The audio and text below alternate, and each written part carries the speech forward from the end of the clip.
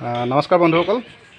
বহু গাহৰি পালকে ফোন কৰি থাকে যে তেখেতসকলৰ ধৰক গাহৰিজনী জগিব, ডেট পাৰ হৈ গৈছে, জগা নাই বা কেতিয়া জগিব কেনেকৈ গম পাম বা বিভিন্ন ধৰণৰ সমস্যাৰ কথা কৈ থাকে।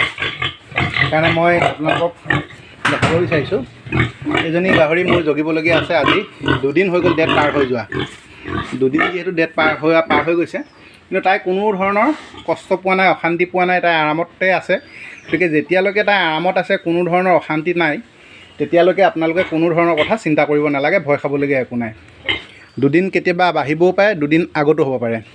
আপোনালোকে লাষ্ট এটা কথা গম পাব যে এনেকৈ উঘাৰত হাতখন দি চাব। উঘাৰত যেতিয়ালৈকে গাখীৰ নাহে তেতিয়ালৈকে পোৱালি নিদিয়ে। এতিয়া চাব, আজি তাই 2 দিন পাৰ হৈছে, এয়া মৰাৰ লগে লগে গাখীৰ ওলাইছে।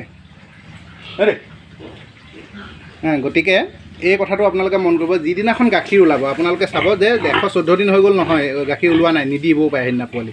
115 দিনৰ বা 16 দিনতো দিব পাৰে। এয়া চব গাখীৰ টুপু হৈছে, যোনটো নিপুলতে ধৰে সেইটো পাই গাখীৰ ওলাইছে। এতিয়া আপোনালোকে গম পাব যে এই গাহৰিজনী আজি জগিব। গতিকে এই গাখীৰ ওলোৱাৰ পৰা 24 ঘণ্টাৰ ভিতৰত মুঠতে জগিব, এইটো কথা ঠেৰাং। গতিকে আপোনালোকে এই বস্তুটো চাব যে আজি যদি নিপুলত গাখীৰ ওলাইছে তেনেহ'লে আজি জগাটো খাটাং।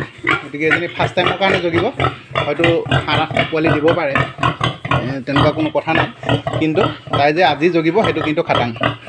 গতিকে এইখিনি কথা আপোনালোকে গম পাবৰ কাৰণে জনালোঁ, যাতে যেতিয়ালৈকে নিপুলত গাখীৰ নাহে তেতিয়ালৈকে গাহৰিজনী 2-এটা দিন পাৰ হৈ গ'লেও চিন্তা কৰিবলগীয়া একো নাই। যে তাই যদি কোনো ধৰণৰ কষ্ট পোৱা নাই, তাই যদি খুব উচপিচোৱা নাই, চটফটোৱা নাই, বাৰে বাৰে উঠিছে, বাৰে বাৰে শুইছে, এনেকুৱা ধৰণৰ যদি হোৱা নাই, আৰু যদি খুব বাৰে বাৰে উঠে, বাৰে বাৰে শুৱে, তাই ধাপকৈ পৰি দিলে পোৱালিখিনি পেটত মৰিব পাৰে তেতিয়া। গতিকে তাই যদি খুব কষ্ট পাই থাকে তেতিয়াহ'লে অলপ চিন্তাৰ কাৰণ আছে। তাৰ কাৰণে আপোনালোকে ঔষধৰ ব্যৱস্থা কৰিব লাগিব, মেডিচিনৰ। সাধাৰণতে আমি প্ৰসৱটো ভাল ধৰণে হ'বৰ কাৰণে যদি তেনেকুৱা কষ্ট পাই থাকে, তাই কিবা ক'ৰবাত ৰাস্তা খোল নাখাব পাৰে, যাৰ কাৰণে পোৱালি ওলাই আহিব নোৱাৰিব পাৰে, তাই কষ্ট পাব পাৰে, তেতিয়াৰ কাৰণে আমি ঔষধ ব্যৱহাৰ কৰোঁ, ইনজেকশ্যনৰ ব্যৱহাৰ কৰোঁ। এইটো ডক্তৰৰ পৰামৰ্শ লৈ কৰাটো উচিত। হ'লেও অক্সিটচিন ইয়াৰ কাৰণে অতি উপযুক্ত। অক্সিটচিনে কি কৰে, সকলো ধৰণৰ যিখিনি ৰাস্তা থাকে সেইখিনি সকলো খুলি দিয়ে। খুলি দিয়াৰ পিছত প্ৰেছাৰটো দিয়ে, জুচটো দিয়ে, পেইন আনে, ইউটাছটো সংকোচন কৰে, সংকোচন কৰাৰ ফলত মানে পোৱালিখিনি বাহিৰ হৈ আহে। গতিকে অক্সিটচিনৰ খুব ভাল কাম। গতিকে সৎ ব্যৱহাৰ কৰিব লাগে অক্সিটচিন। আৰু অক্সিটচিনে কি কৰে, এই যদি মেষ্টাইটিছৰ প্ৰব্লেম থাকে বা বাঁহবিলাক কিবা কাৰণত গাখীৰ নোহোৱা হয়, গতিকে তাক গাখীৰৰ উৎপাদনটো বঢ়াই দিয়ে, মানে সকলো গাখীৰটো উলিয়াই দিয়ে, উঘাৰলৈ নমাই দিয়ে। গতিকে যদি মেষ্টাইটিছৰ প্ৰব্লেম আছে সেইটোও দূৰ কৰে অক্সিটচিন নামৰ ইনজেকশ্যনটো। গতিকে এইটো ডক্তৰৰ পৰামৰ্শ লৈ অক্সিটচিন যদি আপোনালোকে ব্যৱহাৰ কৰে, তেনেহ'লে যদি তেনেকুৱা ধৰণৰ কিবা কষ্ট পাই থাকে, কোনো ধৰণৰ অসুবিধা নোহোৱাকৈ সুন্দৰভাৱে প্ৰসৱটো হ'ব। অক্সিটচিন কিমান ড'জলৈকে ব্যৱহাৰ কৰিব পাৰিব, কিমান সময় মূৰে মূৰে কৰিব পাৰিব, এইখিনি ডক্তৰৰ পৰা পৰামৰ্শ ল'ব। ইয়াৰ পিছতে কথাটো হ'ল কি, অক্সিটচিনত নহ'লে তাৰপিছতে আমি অন্য ব্যৱস্থালৈ যাওঁ, অন্য মেডিচিন বা অন্য ইনজেকশ্যনলৈ। গতিকে প্ৰথমতে আমি অক্সিটচিন ব্যৱহাৰ কৰা উচিত। ইয়াৰ পিছতে আপোনাৰ যদি তেতিয়াও নহৈছে, বহুত কষ্ট পাইছে, তেতিয়া হাত ভৰোৱাৰ বাদে বেলেগ উপায় নাথাকিব।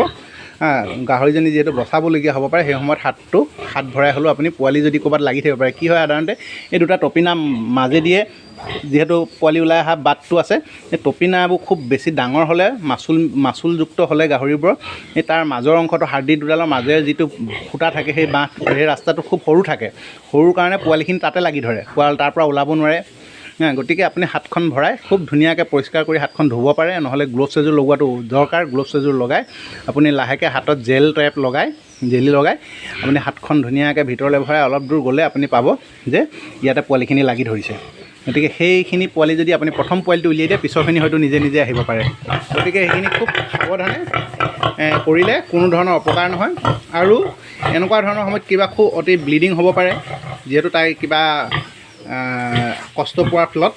গতিকে সেইকাৰণে আপোনালোকৰ ওচৰত সকলোখিনি ঔষধ বা ইনজেকশ্যন মজুত থাকিব লাগে। যদি ব্লিডিং হয়, ব্লিডিংটো ৰাখিবৰ কাৰণে সেই ঔষধখিনিও আপোনাৰ ওচৰত, ইনজেকশ্যনখিনিও আপোনাৰ ওচৰত থকাটো প্ৰয়োজন। গতিকে গোটেই বস্তুখিনি যদি ফাৰ্মত থাকে, তেনেহ'লে নিশ্চিন্ত মনে আপুনি ধুনীয়াকৈ প্ৰসৱ কৰাব পাৰিব গাহৰিজনীক, আৰু সুন্দৰভাৱে তাই পোৱালিখিনি দিব, চিন্তা কৰিব নালাগে। গতিকে আজি পোৱালি দিয়াৰ সম্পূৰ্ণ সম্ভাৱনা আছে। তাই কোনো ধৰণৰ কষ্ট পোৱা নাই, আৰামতে শুই আছে, কিন্তু আজি তাই দিব। গতিকে আপোনালোকৰ সেই কথাটো বহুতে সুধি থাকে কাৰণে জনাব বিচাৰিলোঁ যে আপোনাৰ যেতিয়ালৈকে নিপুলত গাখীৰ নাহে তেতিয়ালৈকে আপোনাৰ চিন্তা কৰিবলগীয়া নাই। তেতিয়ালৈকে পোৱালিৰ কাৰণে তাই প্ৰস্তুত হোৱা নাই। নিপুলত যেতিয়াই গাখীৰ আহিব তাৰ 24 ঘণ্টাৰ ভিতৰত পোৱালি জগাটো খাটাং, আৰু তাৰ বাবে আপুনি প্ৰস্তুতি চলাব। ইয়াৰ লগতে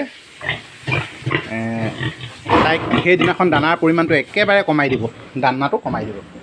তো বন্ধুসকল আজিলৈ এইখিনিকে ক'লোঁ, ধন্যবাদ।